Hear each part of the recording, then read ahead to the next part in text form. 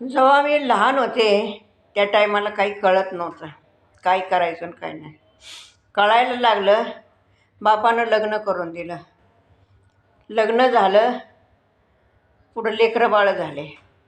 ते लेकरं बाळं सांभाळायची, त्याच्यातच अर्धं आयुष्य गेलं. आता पुढं काय करायचं?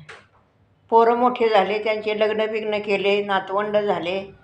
आता आरामशीर बसायचं, तर म्हणलं हे काहीतरी करावं. तर तब्येत साथ देत नाही. तरी पण त्याच्यातून मी गोळ्या औषध घेऊन हे करते, पण आपलं त्याच्यातूनच हे करायचं. तर एवढं सगळं संपलं की परत आणि वरती जायचं टाईम होईल. तर तोपर्यंत मी आहे तोपर्यंत ते करा मला मदत. आणि ते काय म्हणते तेवढं सगळं करा.